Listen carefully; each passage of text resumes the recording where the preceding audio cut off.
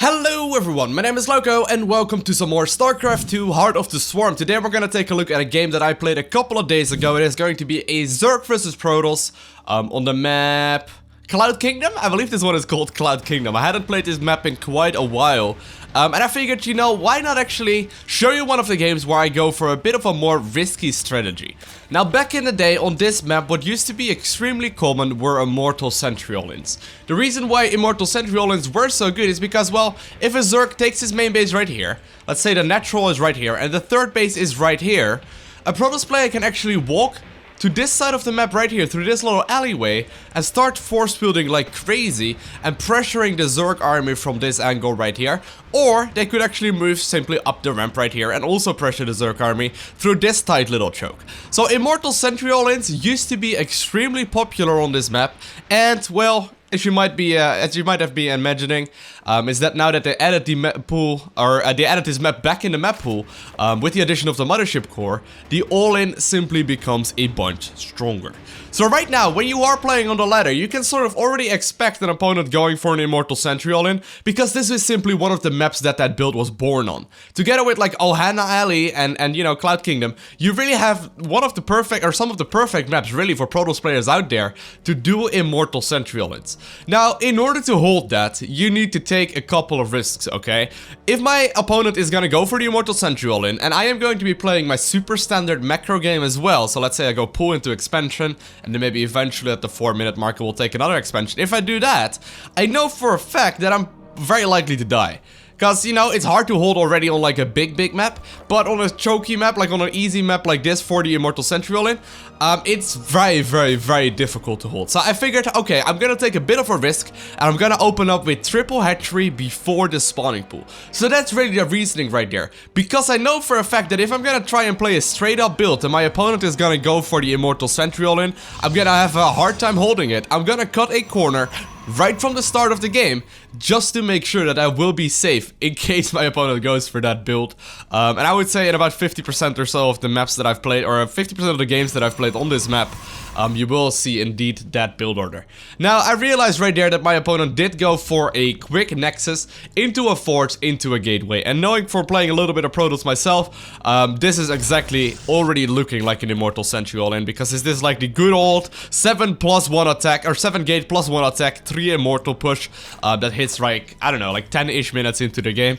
And, you know, at this point it already kind of looks like it. I've already spotted that he did exactly go for this build order. I know that he's not cannon rushing my third base, decided to double check that, and I managed to successfully make my triple hatchery into the spawning pool, at which point I need to start droning like mad. So right now what you will see me do is just drone as hard as I possibly can. I'm trying to cut as many corners as possible, but from now on, you know, I need to at least make a couple of units, because let's say he chrono whiffs out like 2 or 3 zealots and he moves across the map. I have a very hard time holding that in combination with a Mothership Core. So I am gonna have to make a couple of queens right now, just for defensive purposes, and like connect my bases with creep. But meanwhile, what I'm really trying to focus on is just making as many drones as possible. Do decide to make one set of scouting Zerglings right now, just, you know, for scouting purposes, so I can take the watchtower, check whether or not my opponent made a third base, that sort of stuff. And actually decide to add on a second set of Zerglings as well, because I can apparently. I really shouldn't be doing that, but hey.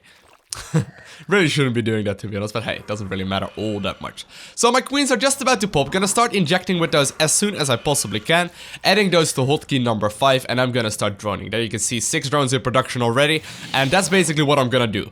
What my goal is right now is to saturate my bases as soon as possible, so I will be able to get a little bit more income. Let's say I make a couple of drones and then a couple of units, and then a couple more drones and then a couple more units, or I actually decide to go for only drones and then more units. I will actually in the end have more income and more minerals and gas if I make my drones first. So that's basically what I'm trying to do. Before I'm making any kind of army, I am making as many drones as I possibly can, and I'm trying to scout around whether or not my opponent is gonna go for, you know, the all-in, and whether or not my opponent is gonna cheese me, or whether or not my opponent is gonna take a third base, and that's really what I'm looking for. So right there, about 6 minutes into the game, maybe a little bit later than that, my opponent's got the double gas in the natural. Now this is another sign of him going for this Immortal Sentry all-in. I know that my opponent is gonna tech up. I know for a fact it's not gonna be a gateway push or anything like that. So for the moment, all I really need to focus on is making as many drones as possible, as you might be guessing. But I really would like to have some sort of confirmation whether or not my opponent is indeed going for the Immortal Sentry. So I'm flying it in right here, trying to figure out what is going on. I see the fourth gas being taken right there as well. Very likely that one went up at the exact same timing. And there we go. I see the robotics facility and it's being chrono boosted. So right now, okay, I know for a fact that my opponent is gonna go for this build. It's pretty much guaranteed at this point.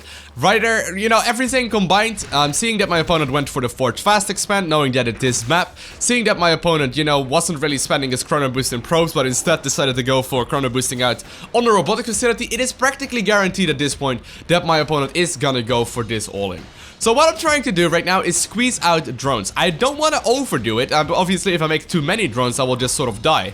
And, you know, I'm just making as many as I possibly can without trying to lose the game. So I did decide to go for the upgrade right there in the evolution chamber. I'm also going to start my road speed as soon as my lair finishes up.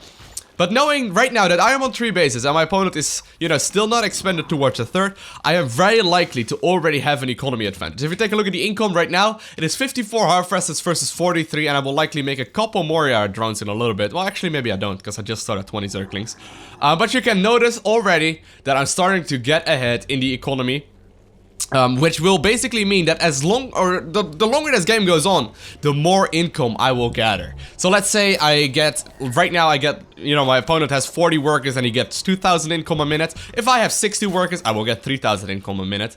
And basically what that means is that, you know, as soon as I have a bigger economy than my opponent, all I need is more time. When I get a little bit more time, I will simply be able to outproduce him, and that's exactly what we are going for right here as well. I know for a fact though that my opponent is gonna move out soon, so I already started making units. If you take a look right now, I actually don't have the camera on right there anymore. But as you can see, I am moving my Zerglings all over the map to make sure that I scout any kind of proxy panels. And I know from, you know, dying 100 times to this sort of build, where my opponent will likely be putting up his panels. So I'm sort of checking those locations first, and then I'm pushing back again. So noticed right there that my opponent is moving down his ramp, and he's very, very likely to move across the map as soon as he possibly can, while the War Prism is gonna mainly be there for reinforcing the army on creep. So here we go. My opponent is trying his very hardest. My road speed is just about to finish up, so is +1 armor. I did decide to actually lose the missile upgrade. I cancelled that in favor of +1 armor. And, you know, I'm just trying to basically buy some time right here, but I do want to try and set up a nice engagement. Knowing, though, that I did get a huge economy early on by going for the triple hatch before the spawning pool, I basically know for a fact that I am in a pretty good position right here. Because, you know, I simply will have a lot more stuff than my opponent is usually going to be dealing with at this point in the game. So my opponent is moving in right now. I'm gonna try my very best to defend this push. Still making non-stop units, still hitting all my queen injects, and still trying my very hardest to make sure that I will stop this build. But like I said, force fields are the one enemy that we have on this map, because he has a very easy time. I'm trying to move in right here. My opponent does throw up some decent force field. There is one hallucinated Colossus right there, but I'm losing a bunch of units already, and this is always where it gets kind of painful. Yes, we are wasting a lot of energy right there, but yes, we did also lose quite a bunch of our army by simply, you know, getting stuck behind the force field. Here we go, moving forward, trying to target fire down the Immortals right there in the front. The first one went down, the second one is going down right there. Target firing down the third one as well, and he has a fourth one right there in the back, trying to target fire that one down as well. Meanwhile, still making more and more units, trying to spend my money. But it looks like my opponent is going to get cleaned up simply by me having, you know, the stronger amount of income earlier on into the game, and I still have not really lost the work. If you take a look at the Harvest account, it's still about 60 versus about 40, and it very, very quickly ends up being in my favor right here. So basically, if you are going to be playing on these kind of maps, I would highly recommend you take a bit of a, you know, riskier strategy, simply for the fact that you have a bigger chance of winning versus all-ins, because hey, on the current map pool, it's very difficult to defend against these sort of all-ins if you try and play a straight up macro build order.